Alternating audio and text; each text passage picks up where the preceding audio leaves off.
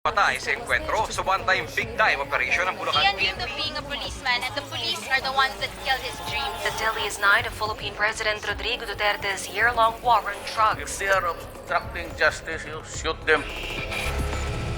Here at The Listening Post, we spend a lot of time examining what's being reported in the news media. Sometimes, though, what's not being reported or what's no longer being reported is the real story. Case in point, the labor beat.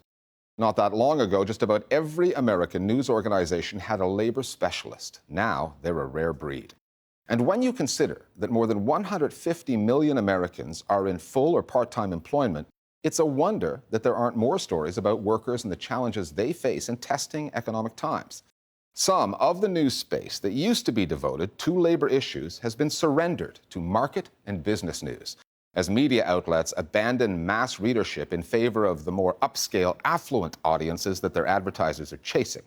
And then there's the journalists themselves and the classified. Even though they share many of the economic concerns their readers have, they don't seem to identify with the working man or woman. The Listening Post's Will Yong now on the labor beat and representations of working-class Americans in the U.S. media.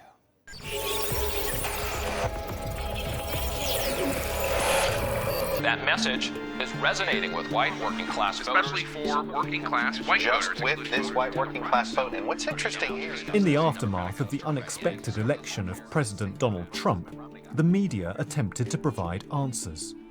But implicit in every article, the premise of all that punditry was that journalists had to reconnect with something they had forgotten. About the U.S. working class. A whole class of Americans that the political establishment, along with their explainers in the media, had left behind. Labor as an issue has been really absent from the media coverage. In a way, the media sort of feeds into this feedback loop of America thinking of itself as a non-class conscious society. We don't think of ourselves as working class. Even those of us who, could be categorized as working class or as even working poor. What we have now is a media system that takes a 20,000-foot view of workers. They see them as statistics. They see them as exotic animals out in the wild of the country. Want to go for a ride?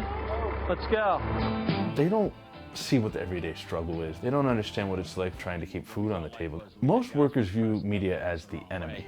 You guys live in a different world, and instead of coming here and judging us, based on what we do, they kind of looked at us like, we were the dirt under their heel. And when workers see themselves depicted in the media or not depicted, that deepens that divide. During most of the 20th century, virtually every major US newspaper employed at least one reporter dedicated to the labor beat. Reporters who most likely walked from their local newsroom to the union halls where they sourced their stories.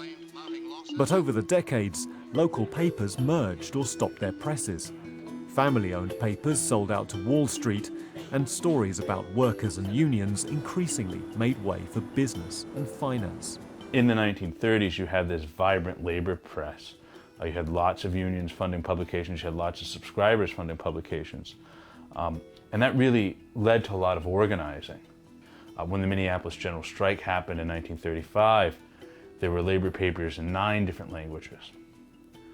You don't have anything that's the equivalent of that today. During the 1960s in particular, there was a lot of consolidation in the newspaper industry in America. By the time you get into the 1970s, most of them are owned by corporations that are publicly traded. And what newspapers then start to do is think about a different audience. It used to be all people, in the 40s, 50s, and 60s. And by the 1970s, it really had shifted to more upscale readers. The distance between the average worker and the average executive is greater than ever, which leads to this imbalance in coverage also, where you get CEOs with cults of personality who become these figures who are profiled again and again, whereas the average worker will rarely receive that kind of attention. Business reporting, whatever we call economics reporting now, is focused on financial markets. And we know from our everyday lives that financial markets is not where 99.9% of Americans live their lives. It's a real hardship. I've got... When US workers do attract media interest,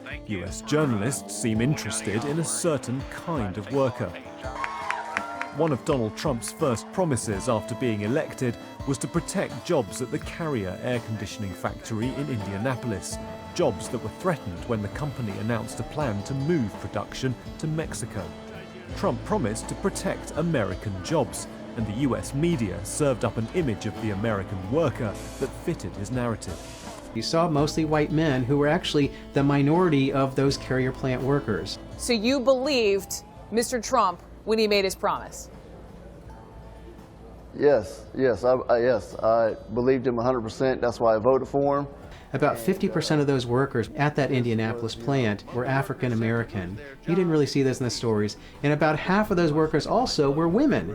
And you didn't see them in the stories either. And I think that says a lot about America and who's actually the working class. It's much broader than we think about. And it's not just guys wearing a blue collar and a hard hat. There's been some romanticization under Trump of sort of the average white male worker in manufacturing or in coal mining. It is dark, dangerous, tough work, telling the economy here in Pennsylvania.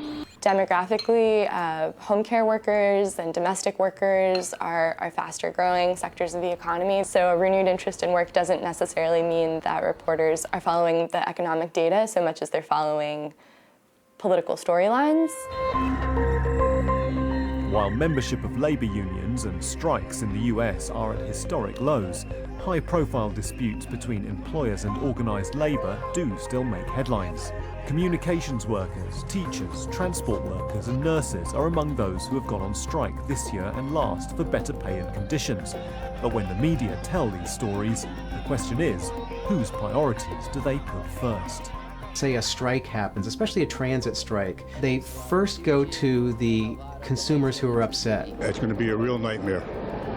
I just want to close my eyes and go to sleep and not think about it. So you will see television interviews, you will see pictures of people who are angry because they're stuck at the airport, they're stuck at a train station, they can't get their bus to the next city, and they're mad about it. And that becomes the essential frame of that story. A strike would severely balloon travel times for most commuters and shut down the trip to work for others. Often, unions are seen as intransigent, trying to squeeze whatever they can out of a contract. And there's an increasing tendency to blame workers for everything. Well, this is kind of a bummer way to start the morning if you are taking the bus, because obviously it will affect your schedule. But these are people striking for their livelihoods. Why shouldn't they absolutely have the right to do that? Workers in the South are starting to sense their value. They're starting to engage much more in collective action and realize that they're not getting a piece of the pie. So you look at Tennessee last year, it gained 12,000 union members. Mississippi gained 10,000. North Carolina gained 6,000. Right here in Kentucky, we gained 3,000 union members. No one's covering this story except us. So there are signs that traditional workplace organisation could be on the cusp of a comeback, and that working class concerns are creeping back into the consciousness of the news media and their audiences. Take the Fight for 15 campaign, which has won significant national media coverage and a $15 minimum wage in some US states. I think the Fight for 15 has really figured out a formula that worked of being in the streets and making noise. They're more of a movement, which means that they've brought in all kinds of minimum wage workers, and journalists understood that storyline and could follow that narrative. I think there's a growing awareness that issues of inequality are about work, right, and about workplace equity.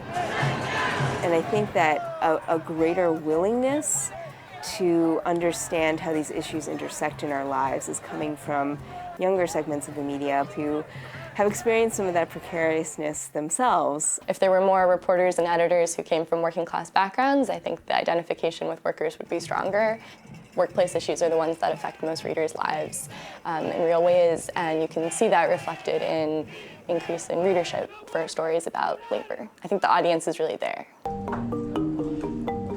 Relative newcomers like BuzzFeed have made the labor beat a full-time role, a sign that media outlets may be rediscovering ground that they've neglected for too long. Because stories about the working class, labor, workers have never gone away. They just need journalists to tell them.